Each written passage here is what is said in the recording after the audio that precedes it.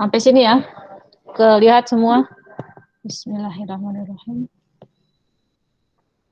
Oh iya, lupa. Harus pakai ini baru bisa pen tablet.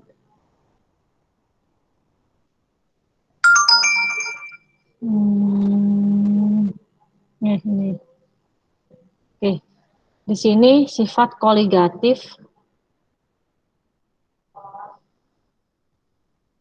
ya. Ini kalau warna merah kayaknya itu ya.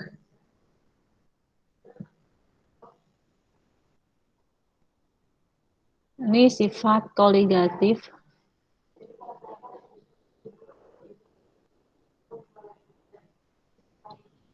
Sifat koligatif yang diambil adalah tekanan uap. Kan ada 4. Kita ambil yang ini aja, yaitu tekanan uap.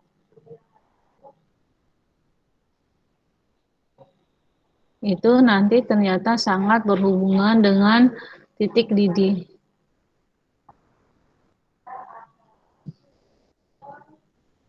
Gitu ya, tekanan uap berpengaruh pada titik didih. Jadi misalkan di sini dikatakan air mendidih pada suhu di bawah 100 Celcius, tapi daerah pegunungan. Tapi kalau dia di daerah pantai, di mana suhu mendidihnya itu 100 derajat Celcius. Manakah yang paling benar? Nah, yang paling benar itu ternyata titik didih itu sangat dipengaruhi oleh tekanan uap, yaitu di mana semakin tinggi apa ya namanya ya tempatnya, maka tekanannya juga mengalami perubahan. Jadi nanti jawabannya adalah yang B. Itu ya. Ini jawabannya yang B. Kenapa daerah pantai itu titik didih airnya 100, pegunungan itu titik didihnya kurang dari 100 karena tekanan udara di daerah pantai yang lebih besar. Jadi semakin tinggi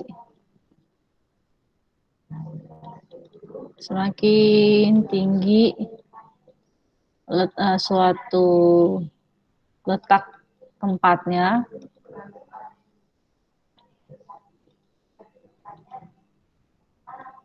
maka dia semakin rendah, semakin turun titik didihnya.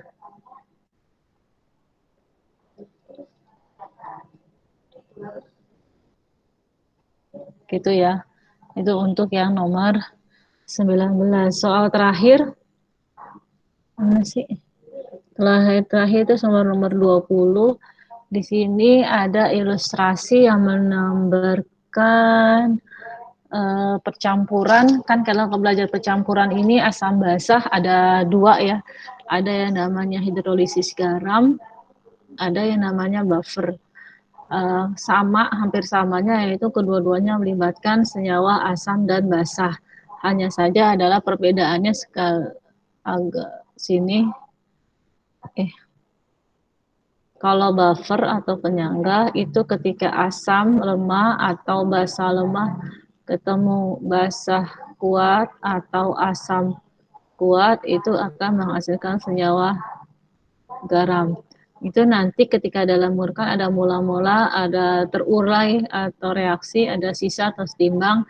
Nanti kalau buffer itu yang bersisa adalah yang lemah sama garamnya. Garamnya itu bisa juga ada yang disebut basa atau asam konjugasi. Ya, ada yang bilangnya seperti ini.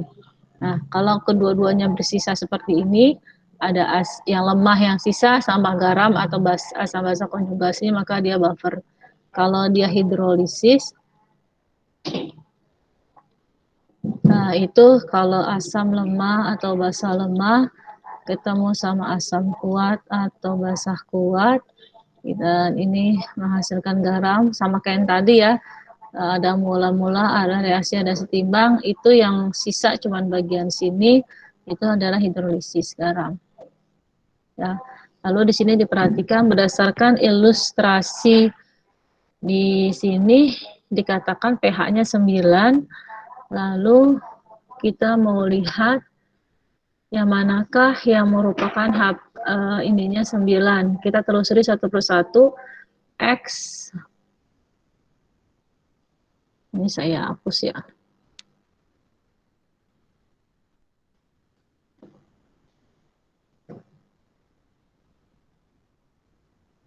Ya, ini X. Ini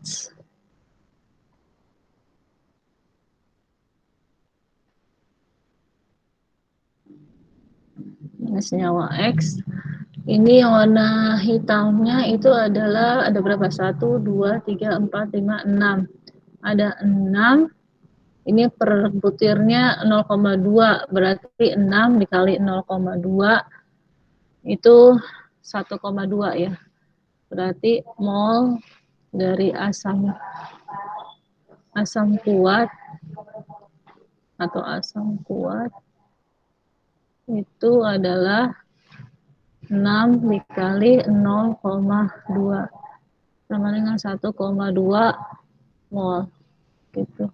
Lalu mol dari basah lemah ya di sini ada berapa? 1, 2,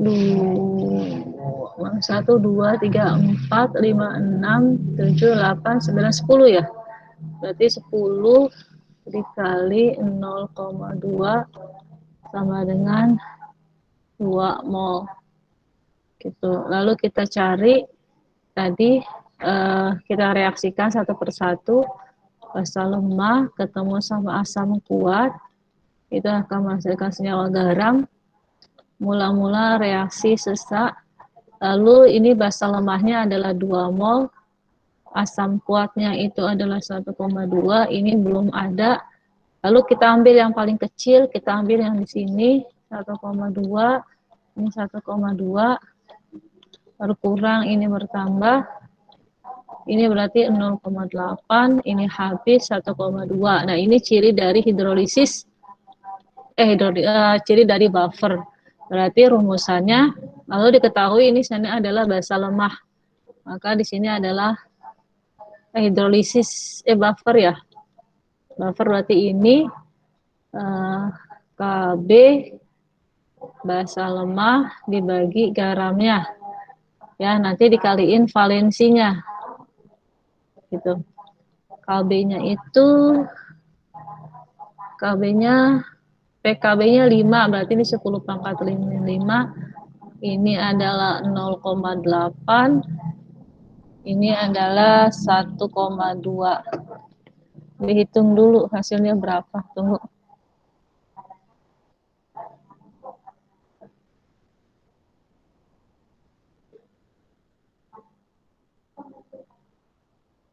Nol koma delapan dibagi 1,2 hasilnya 0,6. Berarti min 5 0,6. 6 dikali 10 pangkat min 6 ya. Jadi kalau dia POH itu adalah 6 min log 6. pH-nya nggak mungkin 9 kan, berarti bukan ini jawabannya. Terus berikutnya yang Y, asam kuat. Asam kuatnya berapa tuh? 1, 2, ada 6 ya. Sama ada 6 juga, 1,2 mol. Terus basah lemahnya 1, 2, 3, 4, 5, 6. 1,2 juga ya. Lalu kita reaksikan asam kuat ketemu basah lemah menjadi garam. Itu berarti mula-mula reaksi sisa. Ini asam kuatnya 1,2, 1,2 ini enggak ada. Ini kan sama ya, kita ambil aja 1,2 berarti di sini sisa 1,2. Ini adalah senyawa dari garam. Ya. Berarti kalau nyari garam itu H+ sama dengan akar nggak cukup. Nggak cukup di sini aja. 10 pangkat min 5 dikali konsentrasi dari si garam berarti 1,2 dibagi volume. Volumenya berapa di sini?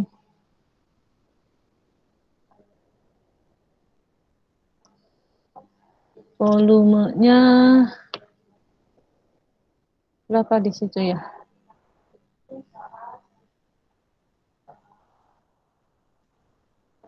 nggak ada volumenya ya. Hal ini kan dia garam, harus dibagi volume, tapi volumenya nggak ada. Berarti kita skip dulu, kita ganti yang Z dulu, karena informasinya nggak komplit. Untuk yang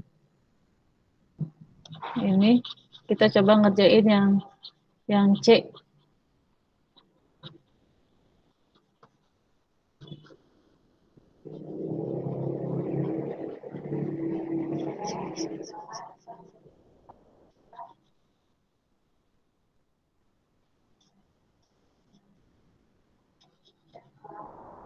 Oke, ini kita hapus dulu, karena takutnya beda.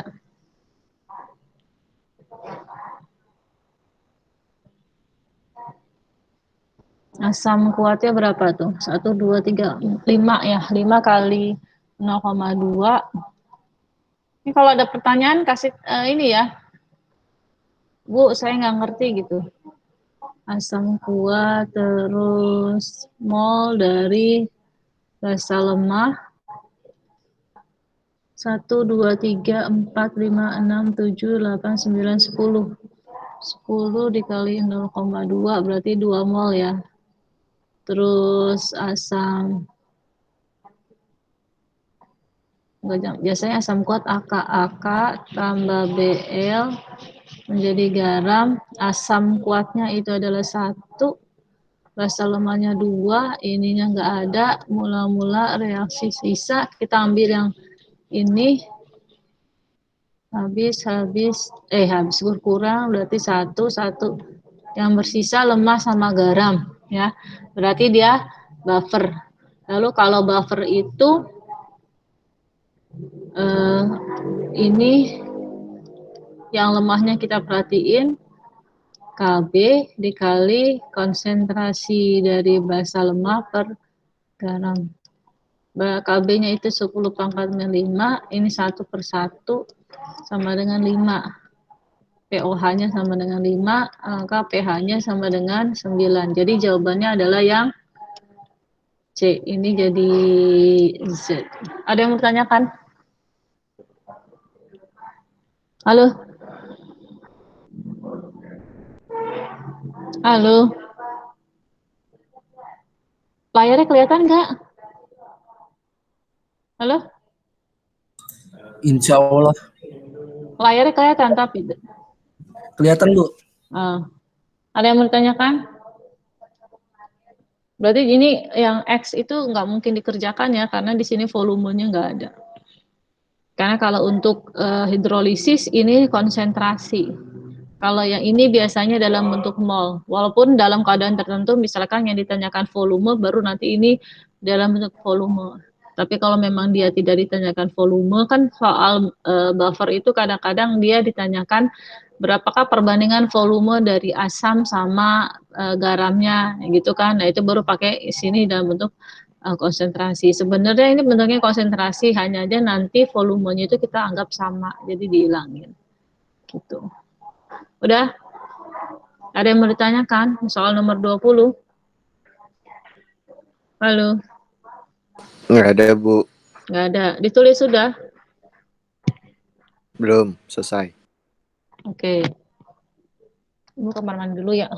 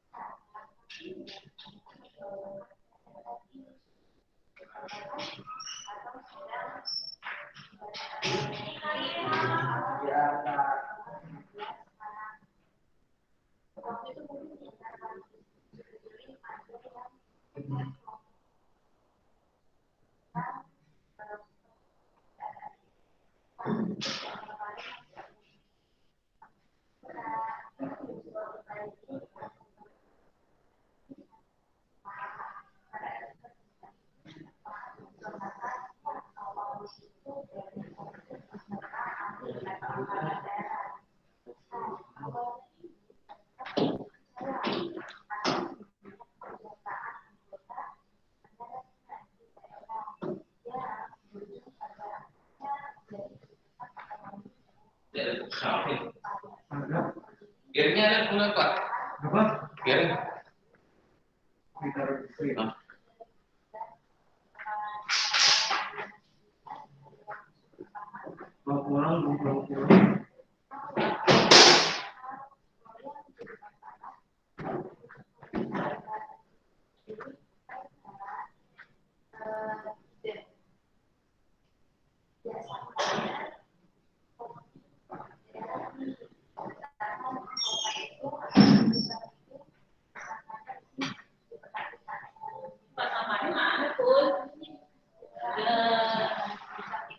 Di tempat sampah.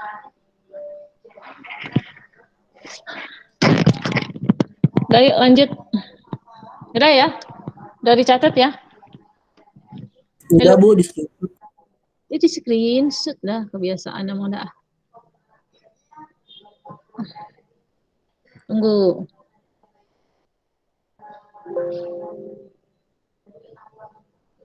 Dah, ini kan soal yang TO kemarin cuma ada 20 ya. Berarti kita cari lagi soal yang lain. Paketan yang lain. Itu sudah udah masih presenting ya. Ini buat besok udah disiapin. Yang ini sekarang.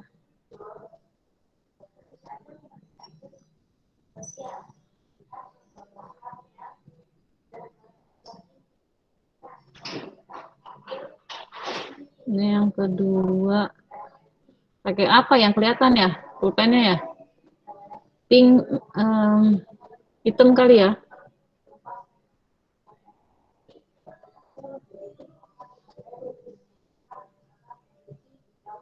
Warnanya hitam. Biar kelihatan.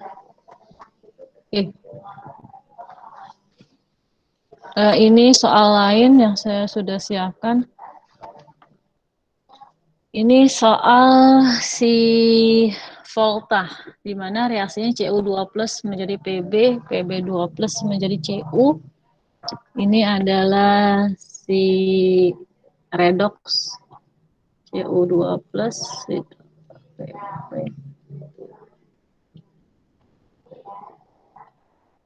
Cu ini adalah 0,47.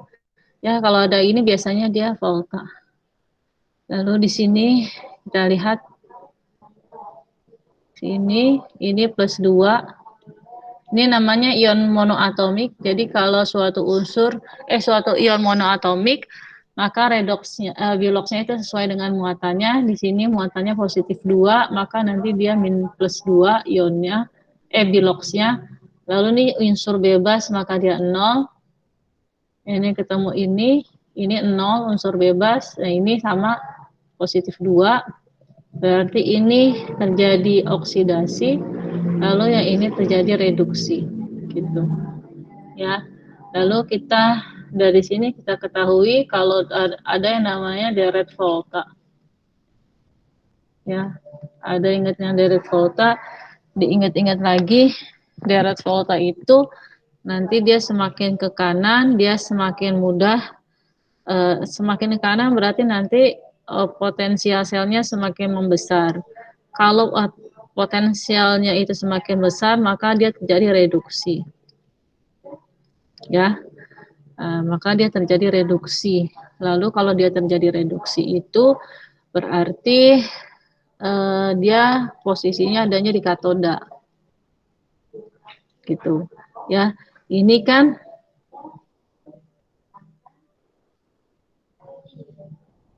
reduksi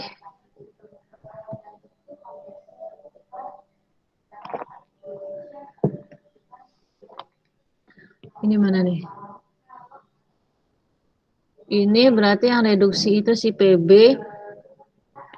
Berarti tunggu, PB sama CU. Ingat-ingat dulu, ini CU-nya itu CU posisinya di sini dalam deret volta. CU sebelah sini, PB-nya sebelah sini. Gitu. Ya. Berarti ini kita bisa andaikan Kalau pakai ini, kalau lihat kenyataan yang ada di sini ya, kalau notasi sel itu, pertama yang poin keempat, notasi sel. Notasi sel itu penulisannya oksidasi dulu, baru dia reduksi. Tuh, yang oksidasi itu adalah si Pb, ya, berarti Pb dulu, Pb2 plus, ini baru nanti Cu2 plus Cu. Ya, berarti ini salah ya. Nih. Yang tidak benar, oh iya benar. Ini berarti yang tidak benar ya, karena sini mintanya yang tidak benar. Ini yang benarnya, ini yang tidak benarnya. Terus berikutnya, yang nomor 3, kita perhatikan elektrode timbal, itu nanti dia bersifat anode. Nah, ini tidak sesuai dengan yang di sini. Ini sesuai dengan yang di sini. Pb itu adalah anode. Ya, Pb itu dia mengalami oksidasi. Oksidasi itu terjadi di katoda, di anoda. Berarti ini benar ya. Padahal di sini mintanya tidak benar. Gitu. Terus berarti di sini poinnya ya. Kan gini. Gimana ngomongnya? Pb mengalami oksidasi. Pb mengalami oksidasi. Kalau oksidasi itu posisinya di anoda. Berarti kan ini benar, ini benar. Gitu. Terus yang kedua, potensial standar Pb lebih besar dari si Cu. Ini kan posisinya Cu itu adanya di sebelah kanan. Kalau di sebelah kanan itu berarti potensial selnya lebih besar. Maka seharusnya energi potensial si Cu lebih besar dari energi potensial dari si Pb. Gitu. Terus yang satu, reaksi berlangsung spontan. Benar. Karena dia sesuai dengan kaidahnya. Kalau spontan itu kan nanti ini selnya itu lebih besar dari 0 kan. Nah, ini nanti energi potensialnya kamu perhatikan di sini nilainya adalah positif. Nah, berarti dia ciri untuk spontan. Gitu. Oke. Berarti ini kenyataan yang benar, tapi di sini mintanya yang tidak benar. Berarti yang tidak benar itu kan tadi nomor 4 salah. Harusnya ini terbalik, Cu-nya posisinya di sebelah sini. Lalu berikutnya ini harusnya yang ada di sini adalah si Cu, karena Cu posisinya di sebelah kanan dari Pb, ya, dari volta. Maka yang tidak benar itu jawabannya yang D. Paham sampai situ? Atau penjelasannya terlalu cepat? Halo? Halo? Insya Allah, Bu. Insya Allah.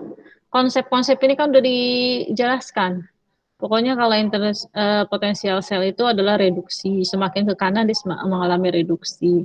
Reduksi itu posisinya di katoda. Mau dia sel volta, mau dia elektrolisis, katoda reduksi, anoda oksidatif itu sama. Ya, untuk elektrolisis atau enggak volta. Udah paham? Udah di screenshot. Lanjut. Dan ini nggak ada yang tanyain, saya lanjut nih. Halo? Halo? Benar-benar tak ada suara, kebiasaan memang ini. Ini stekiometri. Stekiometri pelajaran kelas 10. Kalium fosfat bereaksi dengan LCl2, nggak bisa disebutin karena senyawa unsurnya kita tidak ketahui si L ini. Lalu L ini berikatan dengan fosfat pula, bentuk KCl. Nah, ini kita cari molnya. Kalau stekiometri pasti konsepnya nggak jauh-jauh dari mol. Kita cari mol dari K3PO4. Keterangan yang ada itu adalah volume sama molaritas. Berarti kita carinya itu volume dikali molaritas. Nah, ini mau di dalam bentuk milimol boleh, masih sudah dalam bentuk liter boleh, ya. Kita pakai milimol dulu. Oke. Berarti di sini berikutnya kita mau cari mol dari L3PO4. Salah, 2. Itu rumusnya. Bisa nggak nih nyarinya? Dia cuma ada gram. Nah, ini kita nggak bisa nyari ya, karena untuk mencari mol yang ada masanya, itu rumusnya massa dibagi MR. MR-nya sendiri kita tidak bisa mencari karena ini L. L ini suatu unsur yang dilambangkan, tidak ada unsur L. Jadi cuma L ini melambangkan suatu unsur tertentu. Maka nanti MR-nya kita tidak bisa kita cari, maka nanti molnya juga tidak bisa kita cari. Nanti kita inisialkan saja. Ini kita anggap ini adalah X gitu. Lalu biasa di sini ada mula-mula, ada reaksi, ada sisa atau setimbang. Ini molnya adalah 20 milimol. Nah, ini awalnya sama, tidak ada, belum terjadi apapun. Lalu di sini kita cari kayak gini. Berkurang, bertambah. Nah, untuk bagian di sini terurai atau reaksinya kita harus lihat perbandingan koefisiennya dulu. Kita cek apakah koefisiennya sudah sama atau sudah setara. K itu 3, ini 1 gelombang kali 3. L itu 3 kali 3. P itu 2. P itu 2, oh berarti K-nya disitunya bukan 3 ya, 6.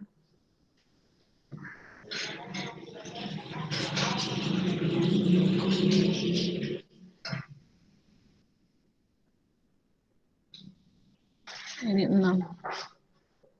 6K, CL-nya 6, ini 6, L-nya 3, P-nya 2, O-nya 8, udah sama ya, udah setara. Nah, ini kita cari molnya, ini kan ini 20 milimol itu untuk 2 koefisien. Ini kita tidak bisa cari.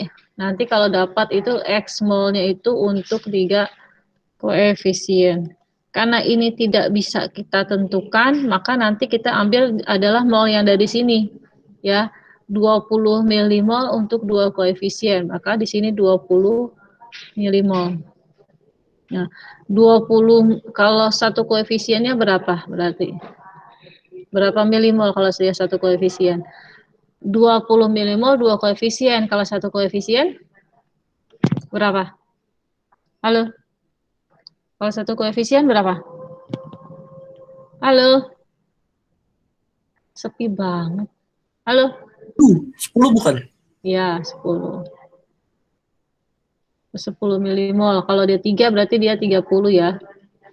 30 milimol. Ini 1, 10 milimol. Ini 6, berarti 6 dikali 10, 60 milimol. Gitu. Ya, berarti ini habis. Ini 10, ini 60, ini X min 30. Gitu. Balik lagi ke sini, karena kita pengen nyari AR-nya. Jadi yang bisa kita cari adalah yang di sini. Molnya kita udah dapat X min 30 sama dengan masanya itu 3,1 dibagi MR. Berarti MR-nya ada nggak sih?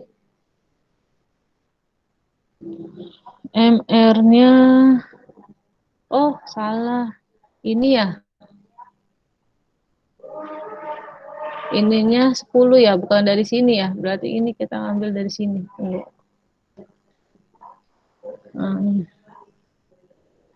Salah.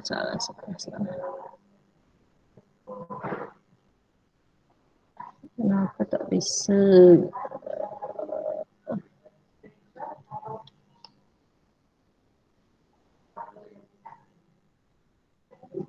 Nah, kita ambil yang ini datanya. Karena mintanya AL3PO4. 3,1 AL3PO4 berarti nyari mol L3 PO4 massa di MR. Ini 10 milimol, MR-nya kita tidak ketahui, massanya 3,1. Maka nyari MR-nya itu sama dengan 3,1 dibagi 10. 3,1 dibagi 10. Hasilnya itu adalah 0,31 ya.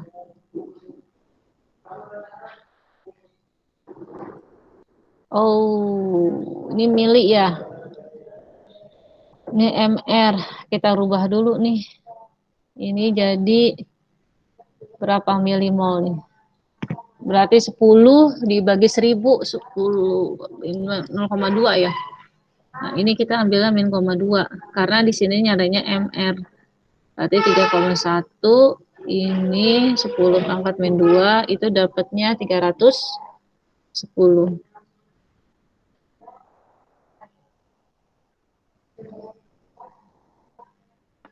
Itu dan hapus ini. Ya, kehapus semua.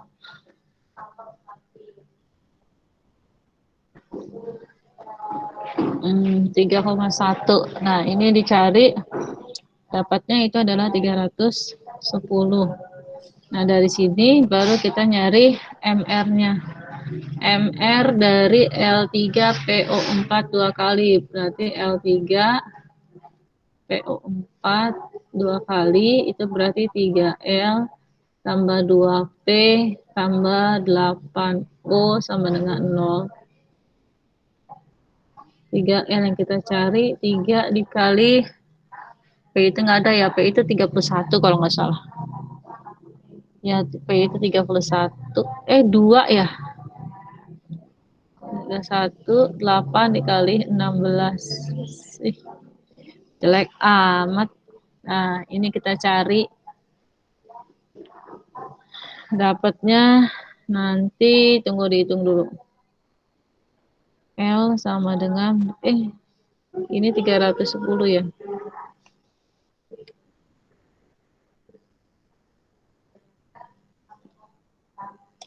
Mana sih?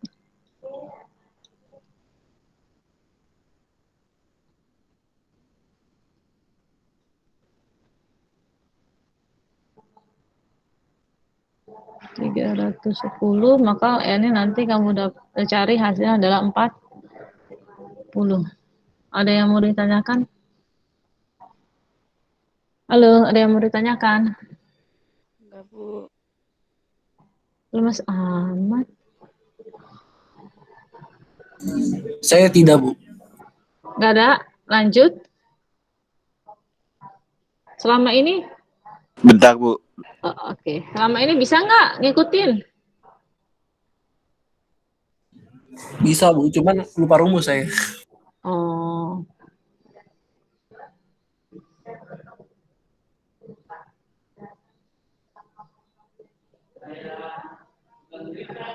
Oh.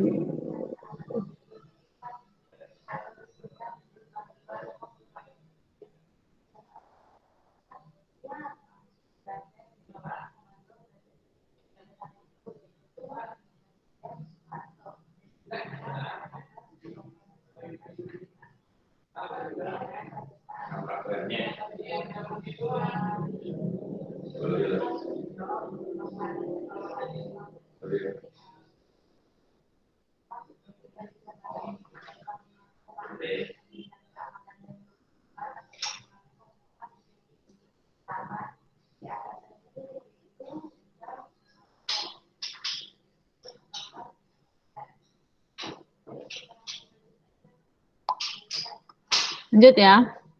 Udah.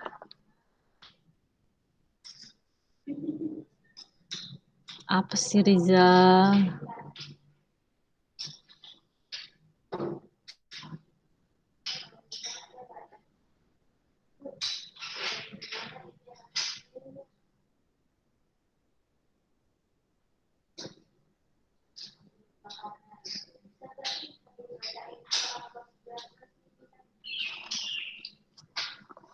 Lanjut ya.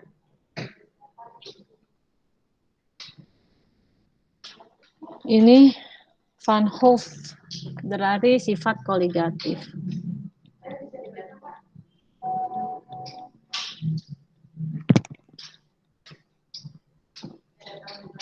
Nah, ini aja kita sudah tahu ada KOH, ada urea. Berarti kita mau bandingkan non elektrolit sama non elektrolit. Kita mau bandingkan sama non elektrolit. Apa bedanya antara elektrolit sama non elektrolit? Bedanya kalau di elektrolit itu ada I.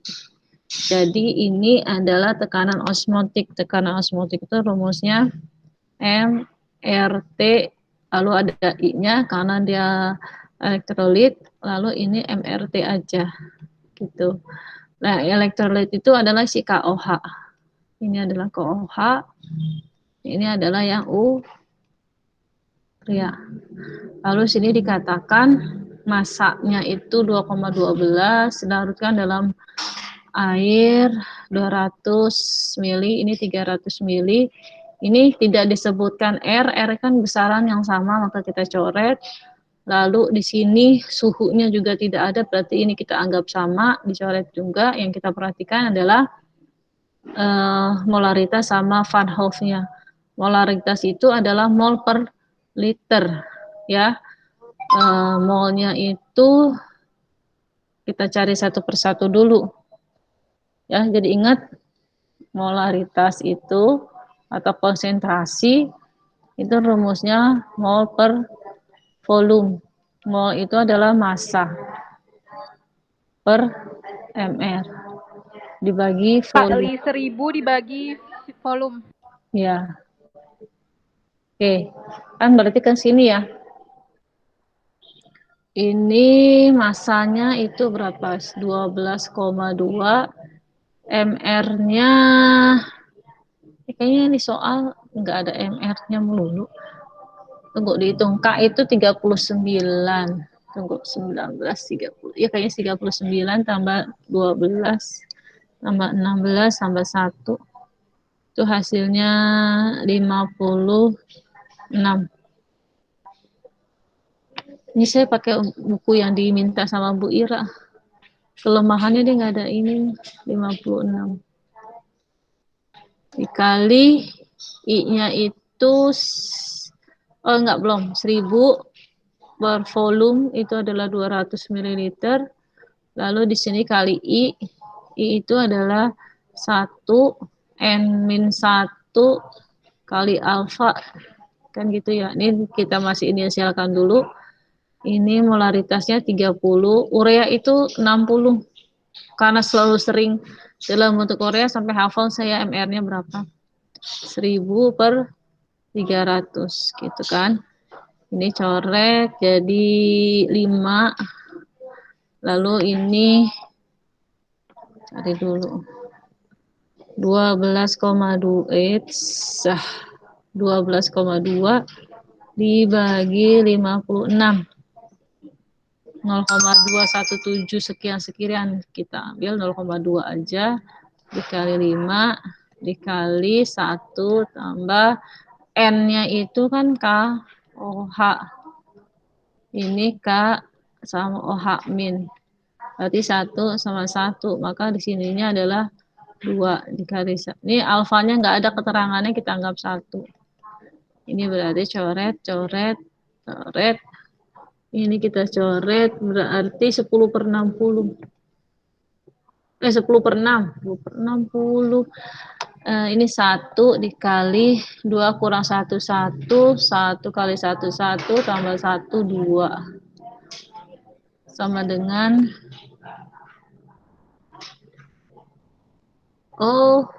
ininya enggak. Ini yang kita cari ya, Van Hoff-nya ya.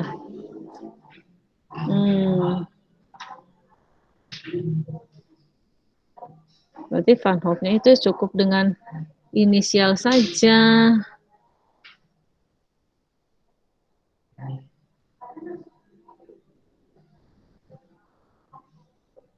Kan kita mau cari ininya.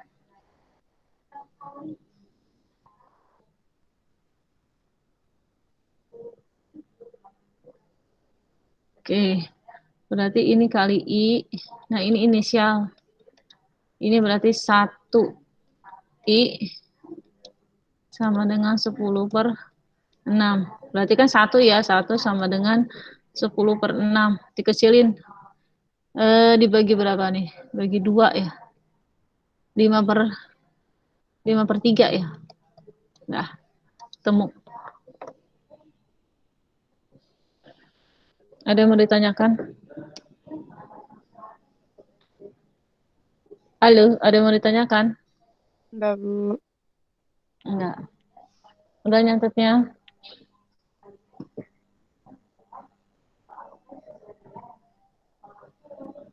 Udah. Lanjut. Udah. Mana sih?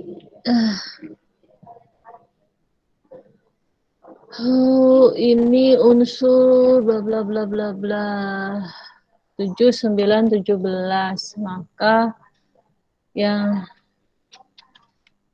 NF3 CL3 unsur bebasnya yang sendiri ya. Unsur bebas atom pusat. Ini kan NF3 CL3. Kalau bikin ini harus ada atom pusat. Atom pusat itu atom yang cuma sendiri atau nanti jumlahnya paling dikit. Ini kan yang jumlahnya sendiri si N. Berarti si N jadi atom pusat. N itu golongan ke N 7 kan, berarti 2, 5. Dia mempunyai 5 elektron valensi. Gitu. Terus dia berikatan dengan F sebanyak 3. F itu 9. Berarti 2, 7. Dia golongan 7. Berarti nanti ini ketemuin sama F, sama F, sama F. Ini ada 7 ya. Nih, kayak gini. 1, 2, 3, 6, sampai sini 7.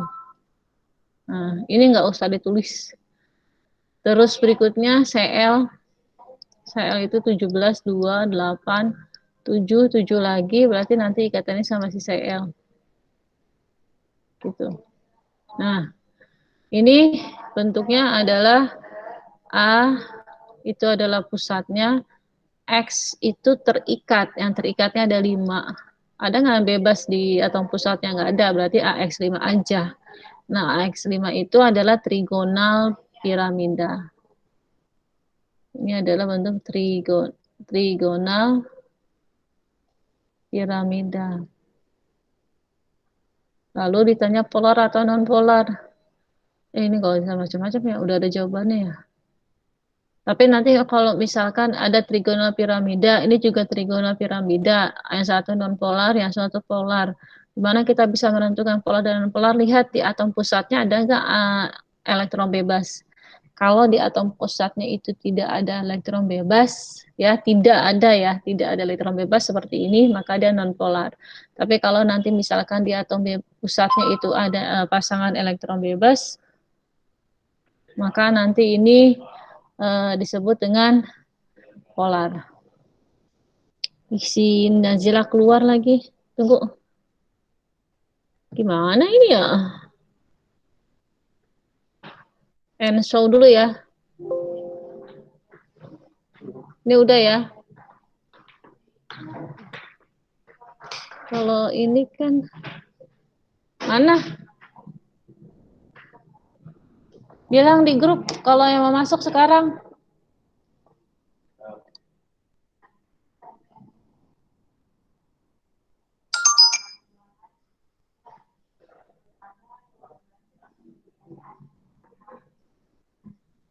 Ayo dikasih tahu yang lain.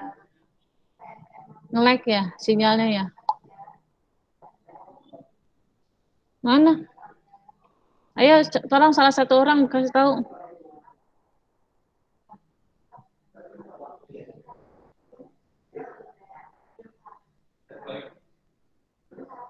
Halo. Bilang yang lain kalau mau masuk sekarang join. Ini saya udah itu ya.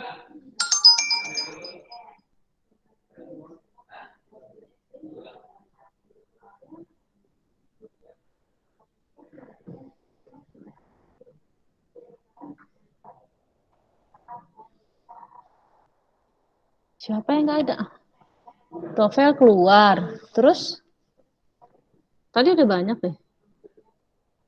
Nazila. Terus siapa lagi?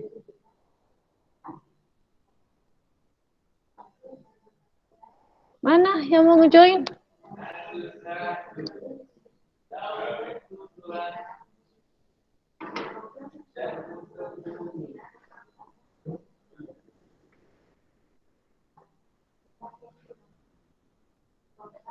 Gak ada nih.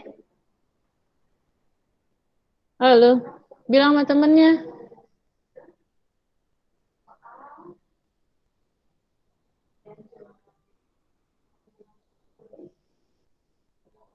Hei, bilang ke temennya cepetan, kita lagi belajar. Kalau mau masuk, gak ada lagi nih yang mau masuk.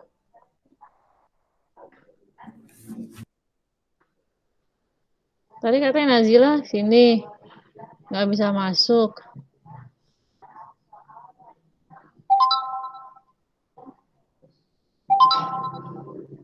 Dia bilang nggak bisa. Kenapa ya?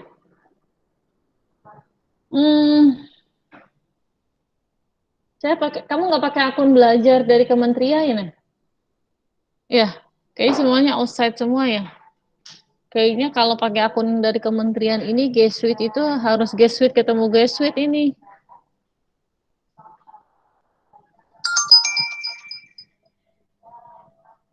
Padahal kan kalau pakai G Suite itu bisa di-record. Halo, jadi gimana nih solusinya? Iya, Bu. Kalau sekarang kita record, kalau yang pakai akun Gmail biasa nggak bisa di-record. Udah deh, Nazira nggak bisa masuk. Bingung juga saya. Kita lanjutin aja deh, nanti dia pakai videonya aja.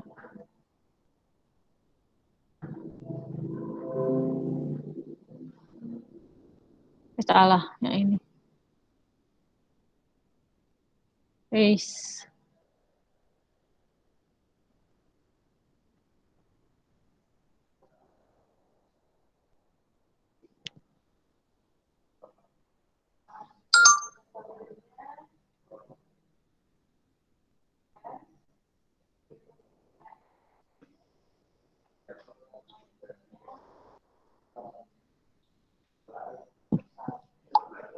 Sudahlah, lanjut. Nanti kita tanya, nanti kita diskusikan, kita masih mau pakai G Suite lagi apa enggak. Kalau G Suite itu kelebihannya kita bisa rekam. Tapi kalau memang nggak pakai akun Gmail nggak bisa rekam.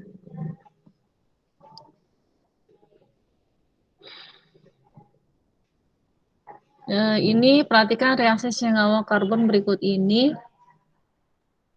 Ini adalah asam karboksilat. Ya benar. COOH berarti ini asam karboksilat atau bahasa IUPAC-nya asam alkanoat. Reaksi dari asam alkanoat ketemu sama ada gugus OH. Ya, ini gugus asam alkanoat, ini gugus OH, berarti ini gugus ciri dari si alkohol atau alkanol. Ya, itu akan menjadi senyawa X dan H2O gitu. Terus berikutnya asam alkanoatnya di sini reaksi tersebut merupakan reaksi esterifikasi ya. Nanti ini jenis reaksinya kalau si asam alkanoat bereaksi sama alkohol dia akan menghasilkan senyawa ester atau alkil alkanoat.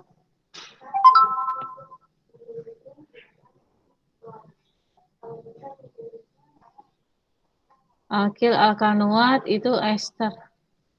Makanya disebut dengan esterifikasi. Esterifikasi itu adalah reaksi pembentukan ester atau reaksi pembuatan ester. Berarti ini benar ya. Terus senyawa X yang dihasilkan adalah metilpropanoat. Nah, ini kita uraikan dulu CH3.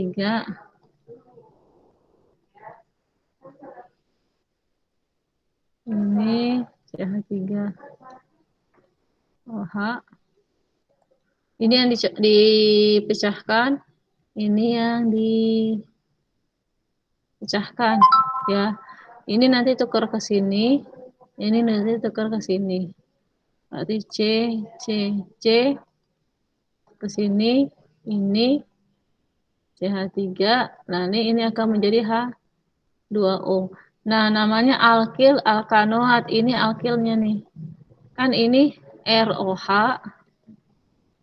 ini RCOOH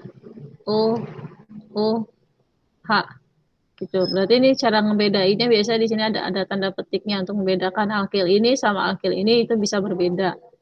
Berarti ini adalah si alkil. Alkil dari alkohol. Nih, namanya adalah CH3 itu adalah metil. Gitu. 1 2 3 itu ada 3 namanya 4 namanya propah. Propah. Lalu ada OAT. Propanoat plus air. Betul nggak di sini? Metil propanoat berarti benar. 1 benar, 2 benar. Lalu senyawa X yang dihasilkan bisa berisomer gugus fungsi dengan yang di sini dengan asam butanoat. Isomer gugus fungsi.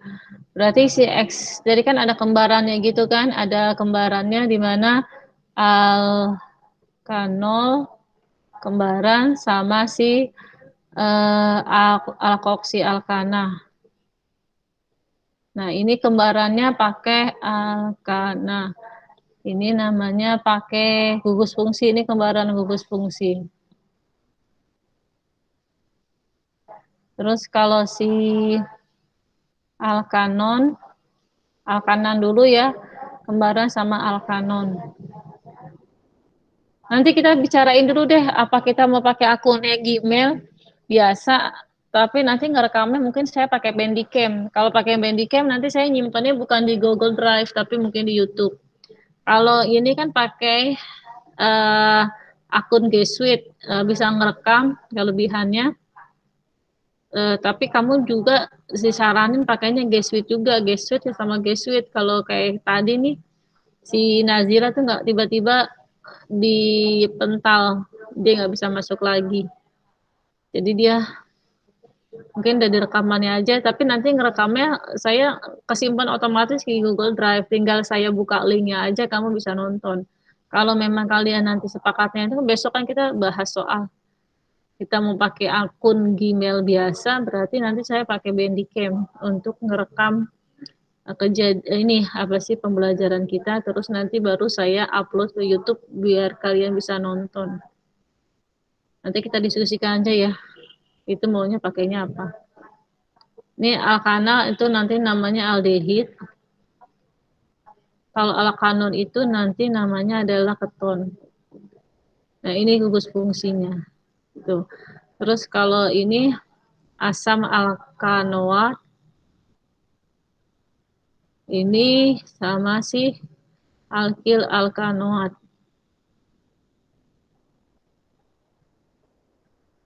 Nah, ini nanti jatuhnya adalah jadinya asam karboksilat. Ini menjadi ester. Ini nanti jadinya ether. Ini namanya alkohol. Jadi namanya gugus fungsi. Ya, gugus fungsi. Lalu di sini dikatakan dia gugus fungsi dengan asam butanoat. Berarti sama-sama nih gugus fungsinya nih. Ya, berarti ini juga benar. 1, 2, 3 benar. Lalu yang keempat kita coba asam yang dihasilkan 74 gram, maka senyawa X yang dihasilkan adalah sebagai berikut. Kita reaksikan dulu.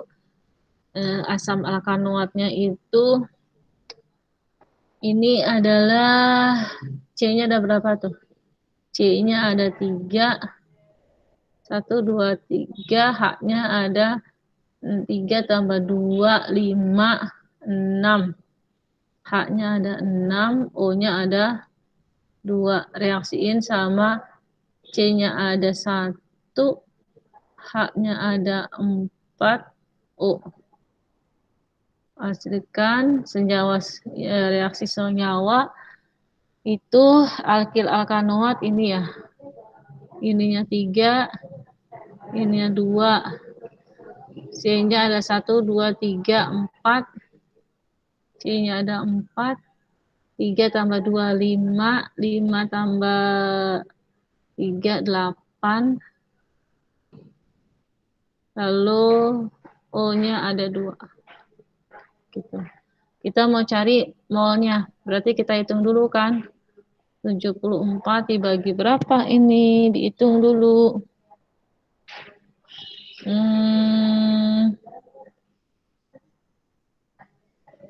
Berapa ini ya? Hasilnya 74 ya ternyata ya. Ini juga 74. Lalu di sini nggak usah, kita langsung aja di sini. Ya. Di sini masanya itu adalah 8,8. Kenapa nggak pakai di sini? Karena masanya di sini nggak dikasih tahu. Yang ada dikasih tahu adalah senyawa si X ini. Dibagi MR-nya. MR-nya itu dapatnya 88 juga. Berarti 1, ini 1. Ya. Oh, salah. Massa MR-nya. Maka massa MR yang dihasilkan sebanyak 88 gram. Oh, yang ditanyakan masanya. Tunggu, berarti salah. Kita kerjakan dulu. Kan gini. Ya. Ini mula-mula ini reaksi, ini seimbang. Ini 1. Yang lainnya nggak tahu nih. Ya, ini juga nggak tahu. Kita patokannya cuma sini doang. Kebetulan semuanya adalah 1 koefisien. Berarti kalau di sini 1, di sini kemungkinan 1, di sini juga 1 karena 1 koefisien. Ini kurang, ini X min 1, ini 1. Lalu ini yang ditanyakan massa dari si X. Ya, massa dari si X itu massa sama dengan mol dikali MR ya. Nah, molnya itu 1 kan, ambil dari sini. MR-nya kita hitung. Dapatnya tadi 88. Nah, berarti massa dari si senyawa X 88. Berarti 1 benar, 2 benar, 3 benar. Ini juga benar. Maka jawabannya yang A. Ada yang mau ditanyakan?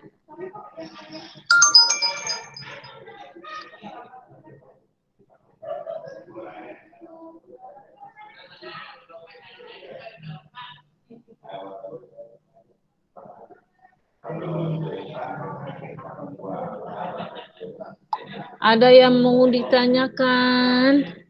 Sepi sekali. Saya kayak ngomong sendiri, tau nggak sih? Kayak ngomong sendiri. Emang susah ya? Saking susahnya atau saking ngantuknya atau saking bete-nya, saking apaan nih? Kagak ada suaranya. Aduh. Gampang kan? Ngantuk saya. Lanjut. Ini udah di screenshot atau diapain? Oh iya, lanjut. Udah. Lanjut. Ini apa nih? Oh, keseimbangan. Keseimbangan 1,2 maka reaksi berdasarkan ada bla. Keseimbangan itu berarti kita bicaranya apa ya? KC sama KP ya. Kita bicaranya kalau keseimbangan itu kan ada reaktan lalu ada produk. Kan sudah saya bilang berkali-kali, reaktan itu mula-mulanya banyak, ini produknya nggak ada. Lalu setelah bereaksi ini berkurang, ini bertambah gitu kan. Lalu ketika seimbang ini tergantung apa ada apa enggak sisanya gitu. Pokoknya nanti bentuknya seperti ini. Nah, kita lihat grafiknya di sini. Grafiknya itu ada yang turun, ada yang naik 2. Nah, ini kalau yang berdasarkan konsep yang di sini, maka yang jadi reaktan itu adalah si P. Kenapa? Karena awalnya dia dulu yang ada, mula-mulanya dia banyak, maka ini adalah si M. Gitu. Lalu berikutnya tercapailah sebuah produk. Mula-mula kan produknya kosong nih. Di sini deh. M. Ini konsepnya nggak usah di sini. Ini si M. Berarti ke sini nih, ini produk, ini reaktannya. Lalu terciptalah produk I ditambah R. Nah, itu konsepnya. Kalau ngelihat soal seperti ini, perhatikan kalau yang itu dia mulainya dari huruf besar, maka dia itu adalah yang reaktannya, si M. Lalu berikutnya, mula-mula reaksi setimbang, ini saya giniin, mula-mulanya itu ada 1,2, gitu kan. Terus di sini terurainya kita perhatikan di sini posisinya ini di angka 0,4, ini posisinya adanya di 0,6 ya. Nah, ini kalau udah lurus seperti ini berarti sudah seimbang. Pokoknya dia kalau udah lurus berarti sudah seimbang. Seimbang. Nah, ini berarti yang seimbangnya posisinya di sini. Ini M-nya mentoknya di angka 0,4, Q-nya itu mentoknya di 0,8, R-nya itu mentoknya di 0,6. Gitu. Ya. Nah, baru kita kebalik nih. Nah, ini kan tadinya 0 nih. Tadinya tidak ada, terus ada, hasilnya segini. Jadi kita bisa perkirakan ini adalah 0,6. Jadi 0 ditambah 0,6 sama dengan 0,6. Berarti ada yang bilang sih, ada yang guru yang bilang ini langsung naik aja ke atas gitu kan ya. Ini juga 0,8. Lalu lihat perbandingan koefisiennya. Perbandingan koefisien yang ada di sini. Ini 0,8, ini 0,6. Ini kan kemungkinan berapa di sini? Ini kemungkinan 0,8 ya isinya ya. 0,1,2 dikurang 0,4, di sini kemungkinannya 0,8. Ini adalah berkurang. Ini 8, 8, 6. 8, 8, 6. Itu kalau kita sederhanain 4, 4, 3. Itu ya. Oh, bukan M, ini P ya. P, R, Q, ini P nih. Oh.